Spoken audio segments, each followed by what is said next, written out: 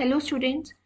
सो ये क्वेश्चन आपका NCERT book का है रोटेशनल मोशन से। तो ये क्वेश्चन हम डिस्कस करते हैं और देखते हैं इसका आंसर क्या होगा। ये आपका क्वेश्चन नंबर 8 आपकी एनसीईआरटी बुक में 7.8। So let us discuss this question. So what is asked, a non uniform bar of weight W is suspended at rest by two strings of negligible weight as shown in the figure।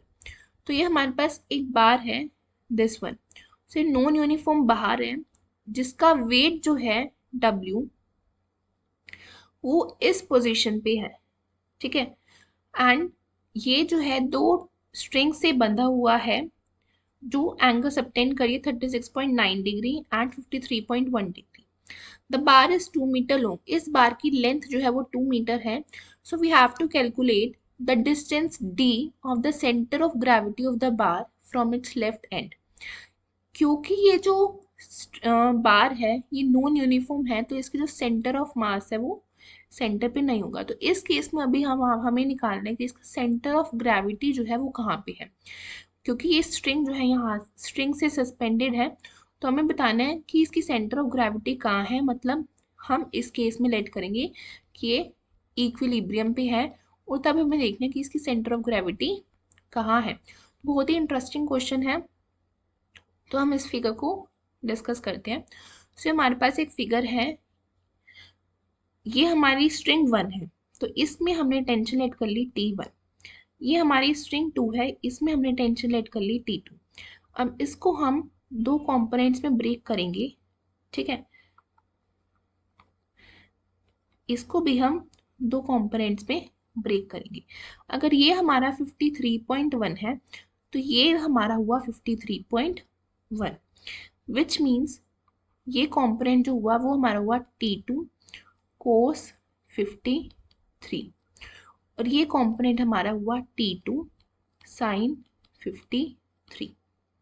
Similarly अगर ये 36.9 है तो हमारा ये 36.9 angle हुआ तो इस direction में आ जाएगा T1 cos 36.9 डिग्री, राइट। और इस तरफ आ जाएगा हमारा T1 sin 36.9 डिग्री। अब अगर हम इस बार को देखें, ये हमारा 2 मीटर लॉन्ग बार है, ये W है, ये D है। अगर यहाँ से यहाँ तक हमारा D है तो ये डिस्टेंस हमारा कितना हो गया 2 minus D, right. And this system is at equilibrium. हम ये अज्यूम कर रहे हैं क्योंकि हमें सेंटर ऑफ ग्रेविटी बताने कहाँ पे है। सो सबसे पहले हम ट्रांसलेशनल इक्विलिब्रियम देखते हैं, ठीक है। सो फॉर ट्रांसलेशनल इक्विलिब्रियम जो हमारा नेट फोर्स है वो ज़ीरो होना चाहिए। तो अगर हम हॉरिजॉन्टल डायरेक्शन में देखें तो हमारे पास है T1 sine 36.9 degree and T2 sine 53 degree. तो ये हमारे इक्वल होनी चाहिए ट्रांसलेशनल इक्विलिब्रियम के लिए। सो T1 goes in Fx will be equals to 0. So T1 sin 36.9 degree will be equals to T2 sin 53.1 degrees. Okay, so इनका ratio आ जाएगा T1 over T2 will be equals to sin 53.1 degree upon sin 36.9 degrees. इसकी value sign 53.1 की value होती है हमारी 0.800 और sign 36.9 की value होती है हमारी 0.600। तो इनका रेशो आ गया 4/3 which means T1 is equals to 4/3 T2। ये हमारी फर्स्ट इक्वेशन होगी, राइट। अब हम इस केस में लेते हैं रोटेशनल इक्विलिब्रियम।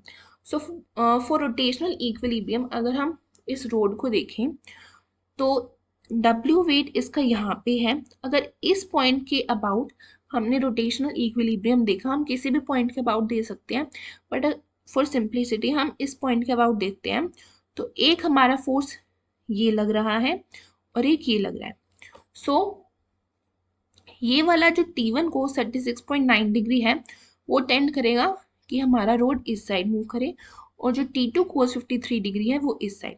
सो इस केस में फॉर रोटेशनल इक्विलिब्रियम आप कैसे लिखोगे, torque about centre of gravity, so for rotational equilibrium, torque about center of gravity, जो नेट टॉर्क है वो 0 होना चाहिए, विच means T1 cos θ1 cos and θ1 is 36.9 degree into D minus T2 cos 53.1 degree into 2 minus D will be equals to 0, क्योंकि हमारे top की value क्या होती है, R vector cross F vector. अगर हम इस फिगर में देखें तो R और F के बीच में हमारा एंगल क्या है, ये हमारा R है, this one, and this is F। तो इन दोनों के बीच हमारा एंगल कितना है, 90 डिग्री। सिमिलरली इस केस में ये हमारा R है और ये F है, तो इन दोनों के बीच में एंगल कितना हो गया, 90 degree. So sine 90 is equals to 1, तो ये हम डायरेक्ट लिख सकते हैं।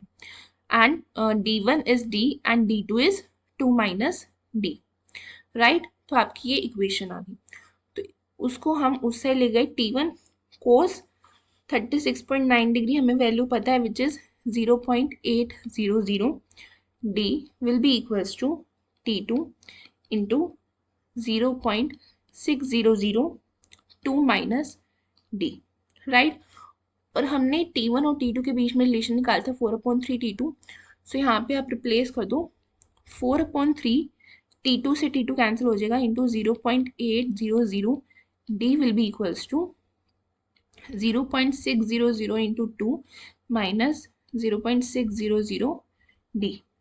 इस इक्वेशन को आप सोल्व करोगे तो आपकी D की वैल्यू कितनी आ जाएगी, 0.72, विच मीन्स 72 सेंटीमीटर और 0.72 मीटर। एंड D किससे था, फ्रॉम लेफ्ट। अगर आप फिगर में देखो तो हमने D कहाँ से लिया था, फ्रॉम लेफ्ट, इस पोजीशन से, ठीक है। और अगर आपको राइट से निकालना हो तो डायरेक्ट आप राइट से कैसे निकाल सकते हो, 2 माइनस 0.72, जो आंसर आएगा वो राइट से आ जाएगा। सो आई होप आपको ये क्वेश्चन, इसका फिगर और कैसे आपको टेंशन लेनी है, कैसे फोर्सेस लेने हैं, कैसे टॉर्क जीरो करना है, वो सब आपको समझ आया होगा। So thank you so much for watching this video.